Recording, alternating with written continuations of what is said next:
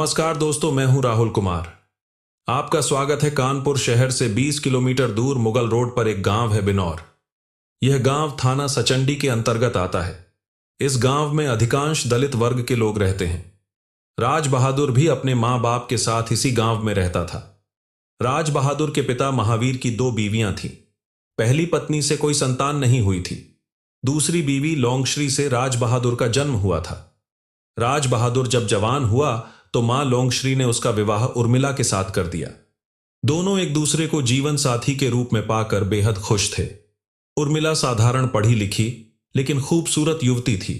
शादी के बाद के शुरुआती दिनों में तो राज बहादुर उसे अपनी आंखों से ओझल भी नहीं होने देता था। वह अपनी पत्नी के हुस्न और रूप दोनों का दीवाना था। मगर वक्त के साथ धीरे धीरे यह दीवानगी कम होती गई।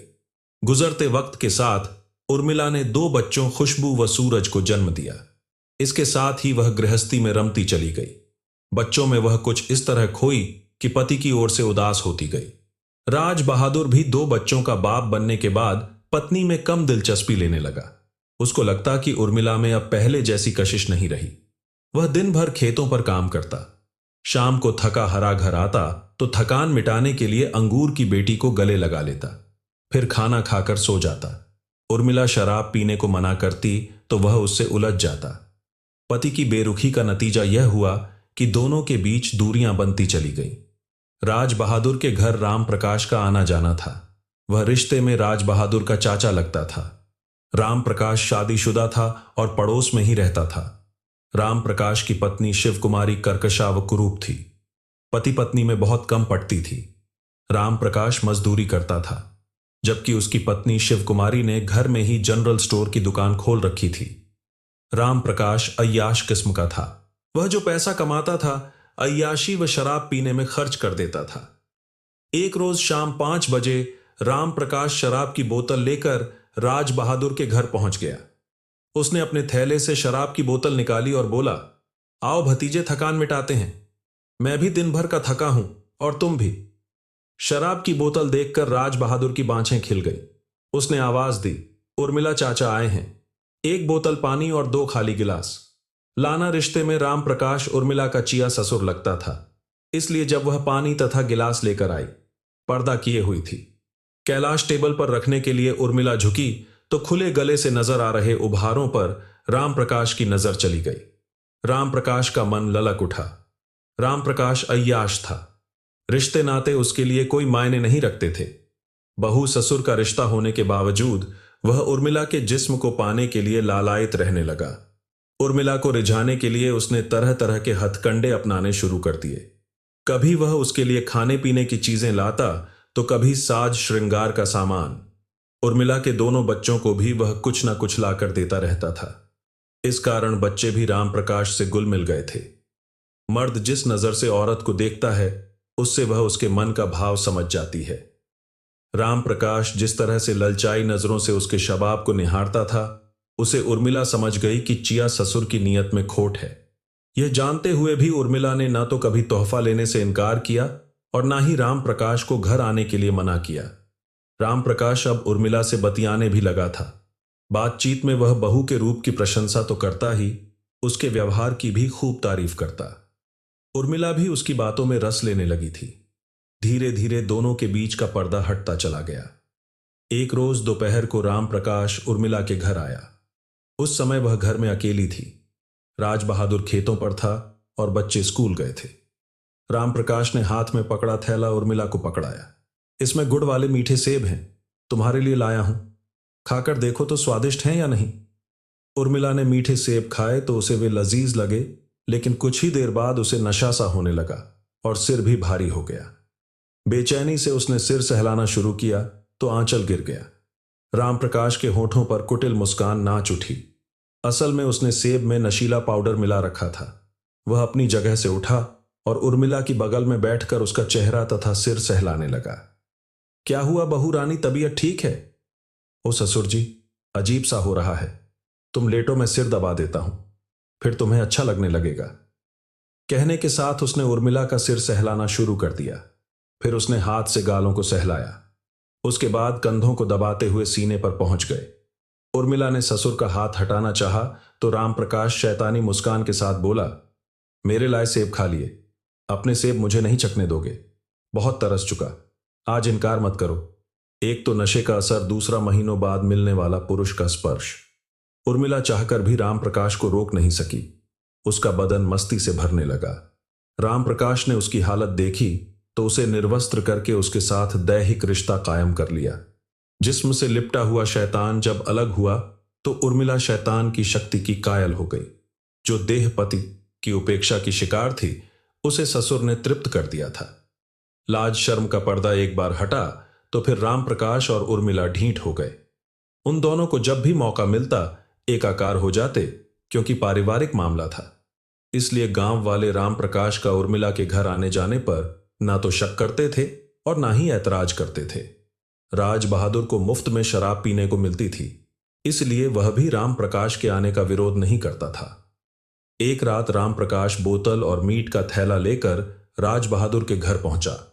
उसने शराब की बोतल राज बहादुर को थमाई और मीट का थैला उर्मिला को थमाते हुए बोला, उर्मिला, ऐसा मीट बनाना कि हम दोनों उंगलियां चाटते रह जाए।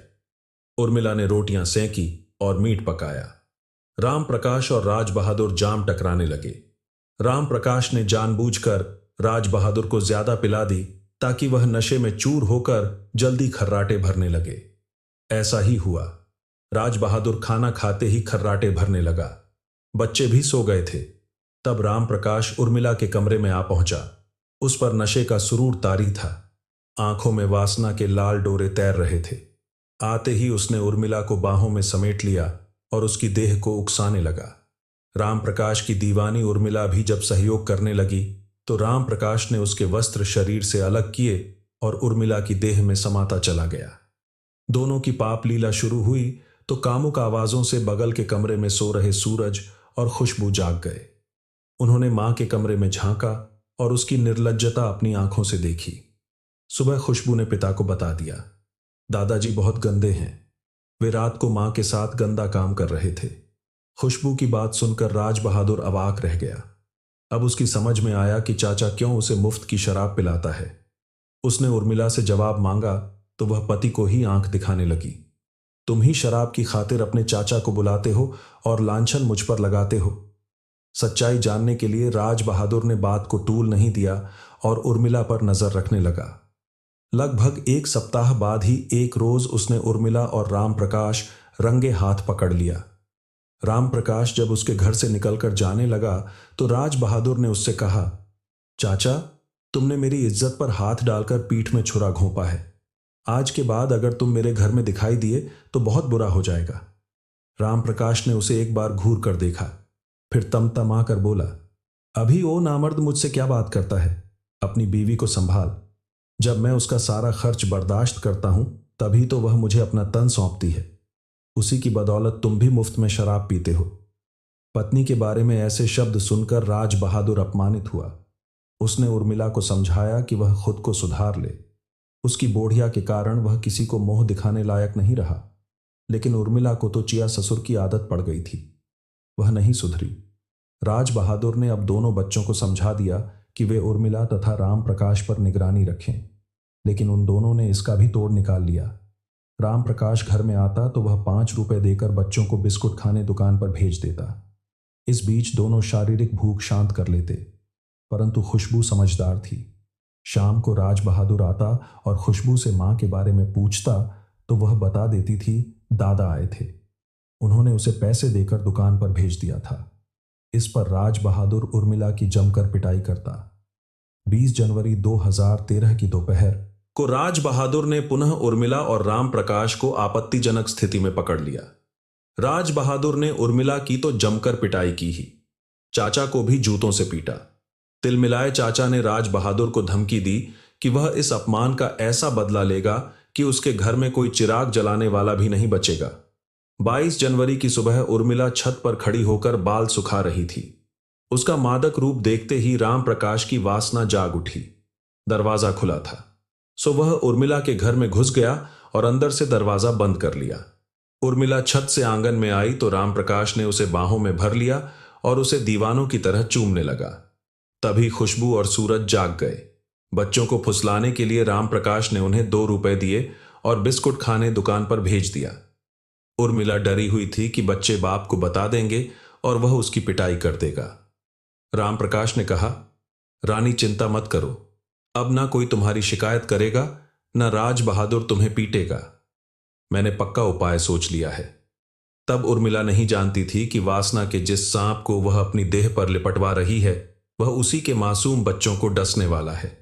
बहू के संग वासना का खेल खेलने के बाद राम प्रकाश मुंह पर गमछा बांधकर घर से निकला तो उसे सामने से सूरज और खुशबू आते दिखाई दिए। दोनों के हाथों में बिस्कुट के पैकेट थे। शैतान ने अपने इरादे पर अमल करने की ठान ली। वह दोनों बच्चों को चीज दिलाने के बहाने खेतों पर ले गया।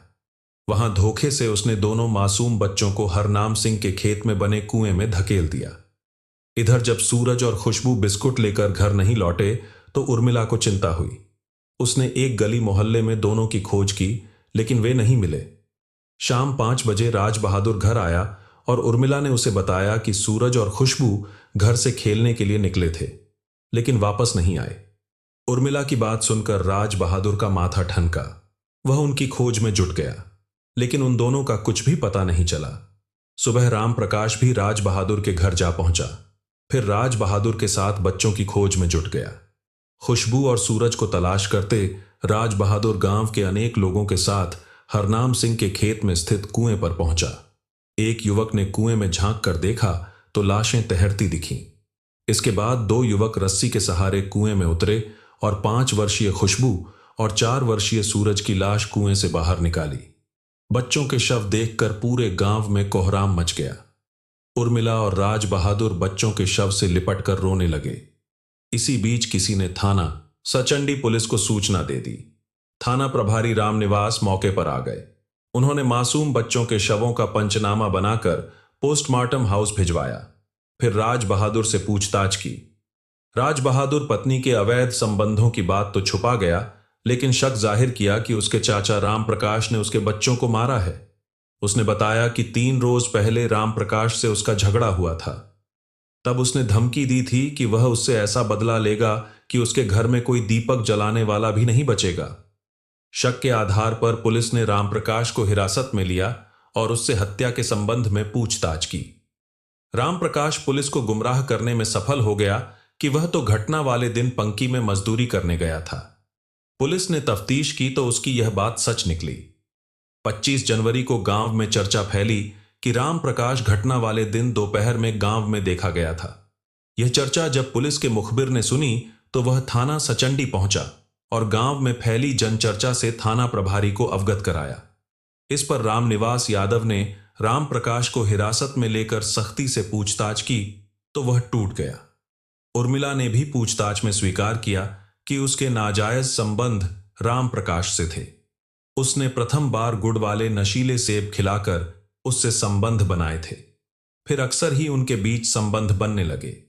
घटना वाले दिन भी वह दोपहर को आया था और उसे शारीरिक संबंध बनाए थे। वह यह नहीं जानती थी कि चिया ससुर उसके बच्चों को मार देगा। राम प्रकाश द्वारा जुर्म कबूल कर लेने के बाद पुलिस ने इस दोहरे हत्याकांड का मुकदमा अपराध संख्या 67/2012 पर आईपीसी की धाराओं 302 एवं 2001 के तहत दर्ज किया। 28 जनवरी 2013 को पुलिस ने वासना के शैतान राम प्रकाश को अदालत में पेश किया, जहां से उसे न्यायिक हिरासत में जेल भेज दिया गया। तो दोस्तों, यह थी आज की घटना। आप लोग को सुनकर कैसी लगी हमें कमेंट बॉक्स में बताइएगा, और ऐसे लोगों के बारे में आप लोग क्या कहना चाहेंगे, अपनी राय कमेंट